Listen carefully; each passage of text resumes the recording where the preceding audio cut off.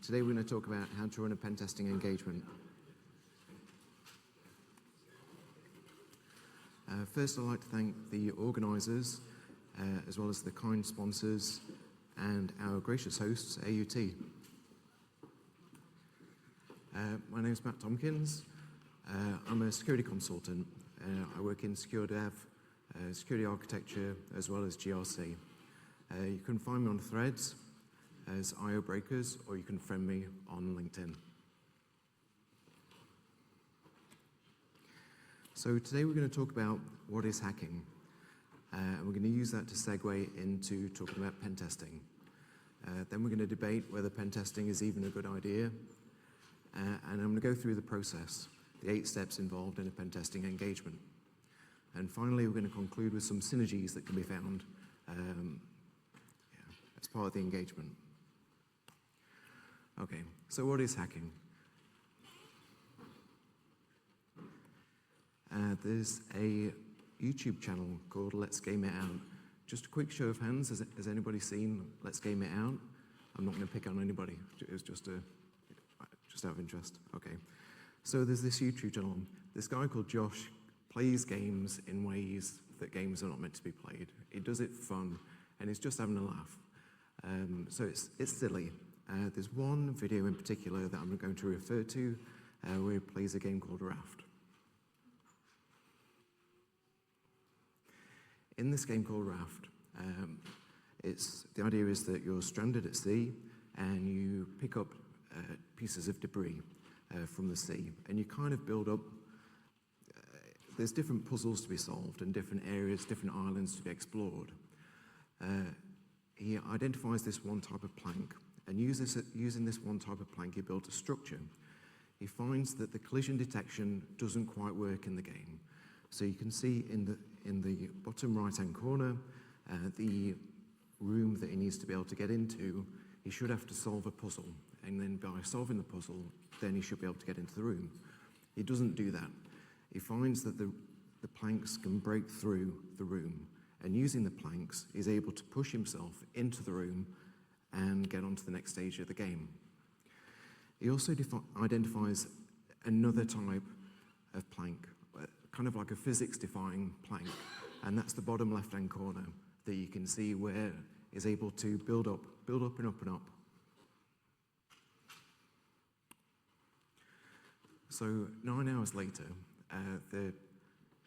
Josh is able to build this sort of typhoon-type structure using this one type of plank. He's also discovered a keypad, and with the keypad, then the idea is that you're meant to solve a puzzle, and then the puzzle gives you the number that should allow you to open the lock. It doesn't do that.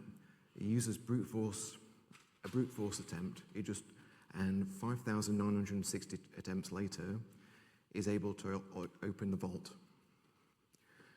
So, using these techniques, is able to get around the bear, is able to use the planks to go underwater, get past the shark, get past the hyenas, and complete the game by playing the game in completely unexpected ways. So that's hacking, or at least that's a kind of hacking, where Josh has skills and extensive time available to him. He plays games in completely unexpected ways. He attempts to bypass the logic and protections that are built into the game, and he uses the game, like the features in the game, to then defeat the game. And he wins, he completes the game. So in some ways, it's like some types of hacking. So you might think about your application in terms of some of the vulnerabilities that are published. So these are kind of like the CVEs that are published that relate to the operating system, the software, and the third-party libraries and frameworks. You might not really consider your application as a whole, and you might not consider your application with your code, your configuration, and your particular selection of third-party libraries and frameworks. So so your setup is kind of specific to you and your application. You also might not think about your application as it sits in a broader ecosystem. So your application sits on a network, it integrates with internal systems and cloud services, and it supports business processes. It exists in a business context. Okay, so now we're going to move on to pen testing. We'll start with some definitions from PCI. That's the Payment Card Industry Data Security Standard. So some definitions of penetration testing are penetration tests simulate a real-world attack situation. A penetration test differs from a vulnerability scan, as a penetration test is an active process that usually includes exploiting identified vulnerabilities. So there's 2 points that are of interest. One is that it's an active process. Somebody is performing this. It's performed by a person. It's not just tools. It's somebody who's skilled, experienced, and is able to perform an attack. Also, it includes exploiting identified vulnerabilities. So it's not just identifying a vulnerability in isolation, but it can include chaining different vulnerabilities together to be able to produce a different result. So there's a few requirements from PCI DSS that relate to pen testing. So PCI describes defining a methodology. The methodology needs to include pen testing both inside and outside of the network, and also pen testing at the application layer and at the network layer. So there's kind of different penetration testing. It's taking different approaches. Two other requirements that we're going to talk about relate to, then talk about actual penetration testing,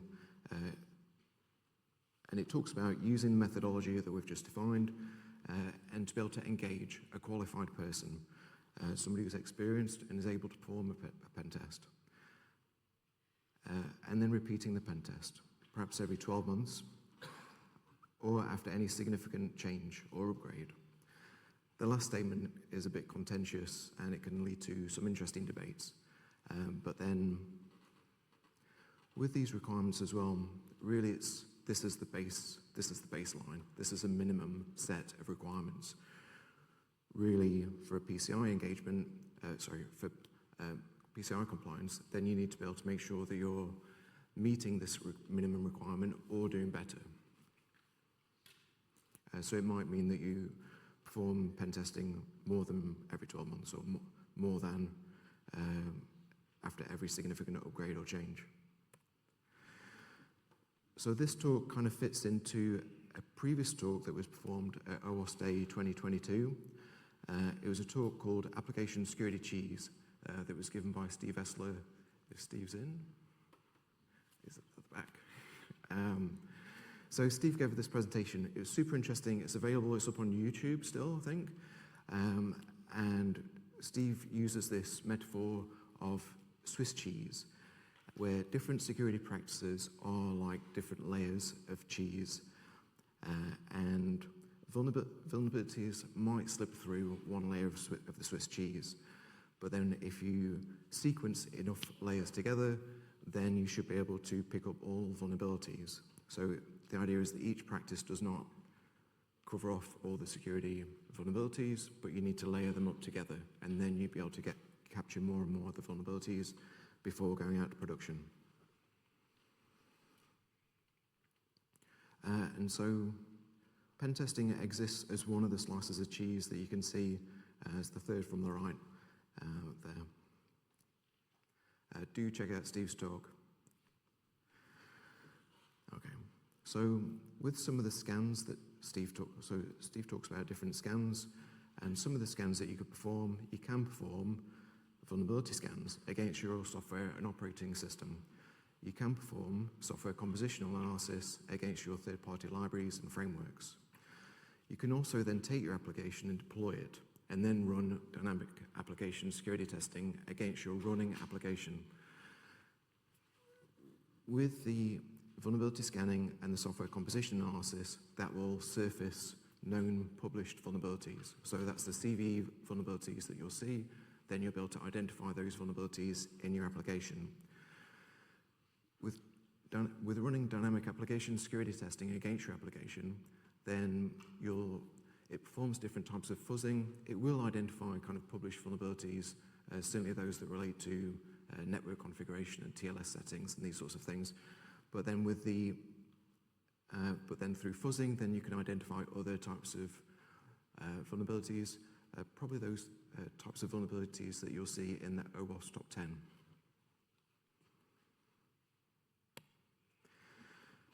So we've just talked about dynamic application security testing. You can also perform network vulnerability scans against your network, but really it's the pen testing that will look at your application as a whole. It will look at the network as a whole, as well as looking to these integrated internal systems and cloud services and this business context that your application exists in. So the type of threat actors that exist on the internet range. There's a real big range. Looking at in the bottom left-hand corner, then you'll see that there are script kiddies. Script kiddies kind of take the spray and pray type approach to hacking, where they'll just take a script, they'll throw it at a target and try and get some results. And if they don't get results, then they'll move on to another target quite quickly. So script kiddies are limited in terms of their skills because they're just using the scripts that are available, tooling that's available. They're limited in terms of the resources, but they do get results. Just to skip up a level, skip past the pen testers, so hackers can be very skilled.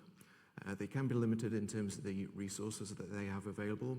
They might just be an individual or a small group operating, but yeah, very highly skilled, and they can get a lot done. Organized crime might be similarly skilled, but they'll be better financed.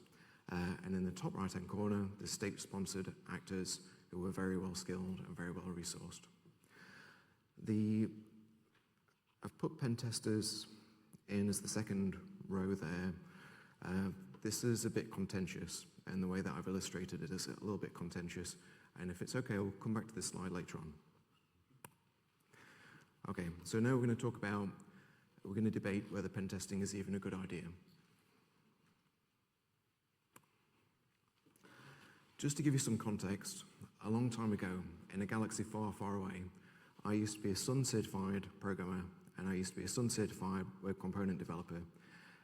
I used to be a supporter and champion of agile processes at the time, and I was a big fan of extreme programming that Julian talked about yesterday. So with the story for this one,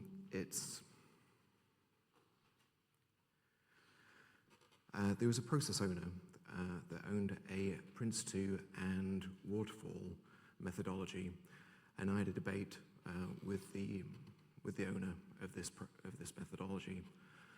So I argued the benefits of an agile process, and I sort of championed the benefits of trying to integrate extreme programming into this existing methodology and trying to replace some of the waterfall features that existed. So I really pushed this at the time, and I got into these debates, and so it was really interesting. It was really beneficial. What I'm just letting you know is that I kind of appreciate both sides of this conversation, and so I've been a developer, and so I appreciate some of the issues that exist. I have an appreciation, and I used to be cool.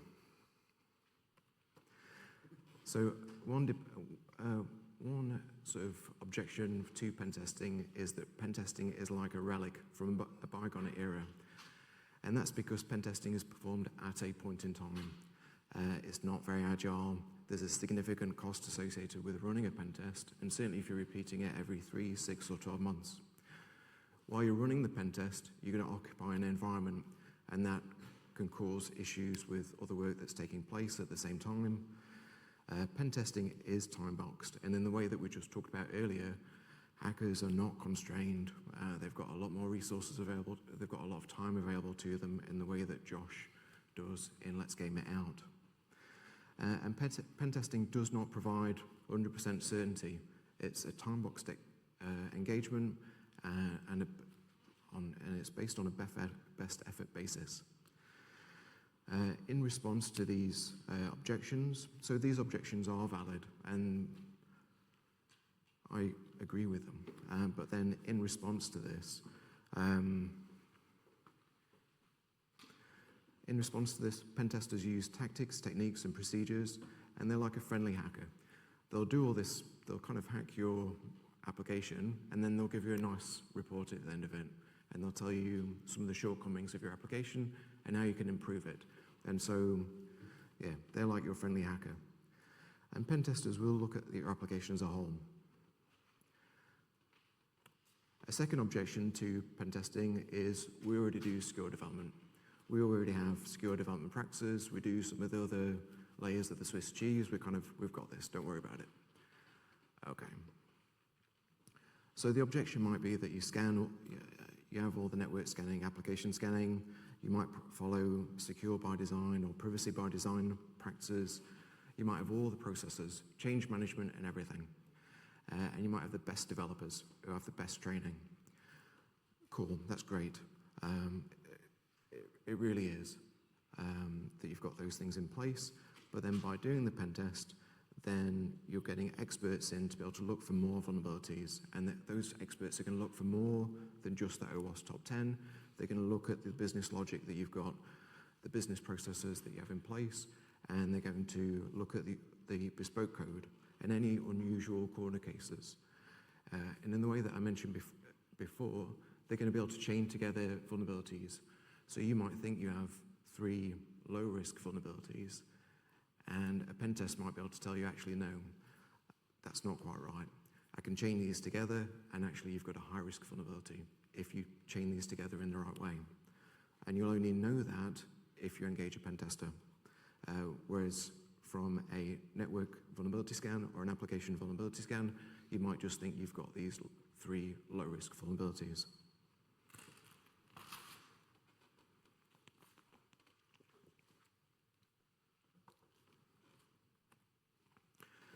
Some of the main benefits of pen testing are that you get to test the risks and the threats that you're worried about, the things that you're concerned about in your application. You're able to test, pen testing will look at both inside and outside your network, but it will validate your security practices. If you think you're doing all the secure development practices in the right way, pen testing will validate that is expected.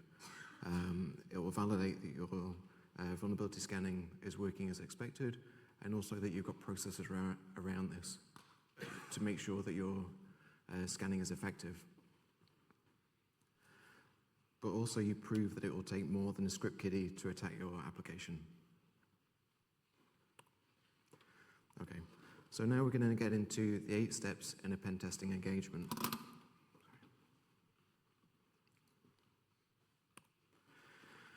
Before we get into the 8 steps, we're going to talk about getting a statement of work, so that's the contract.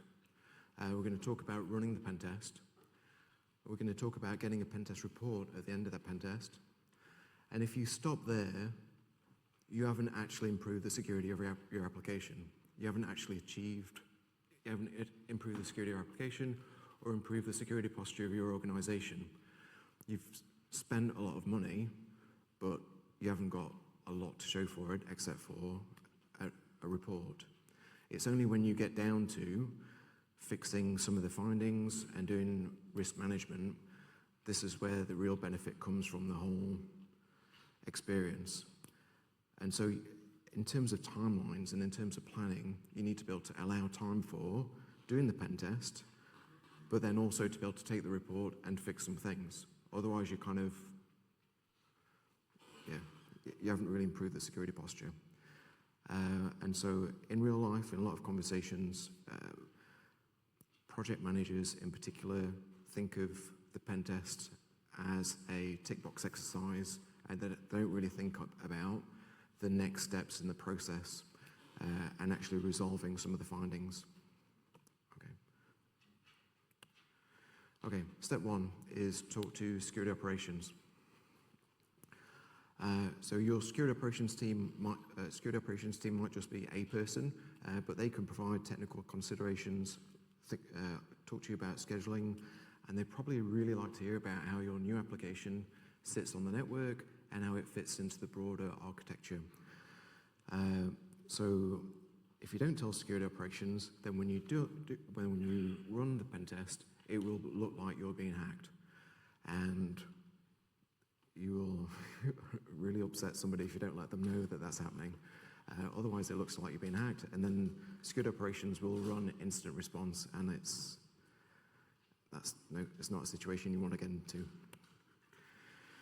So with step 2 is scoping your pen testing engagement.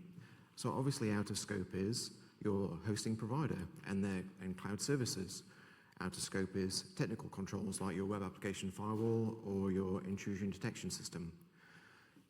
In scope is how much of your application would you like to test? How much of the network would you like to test? And what about those services cloud services that you integrate with?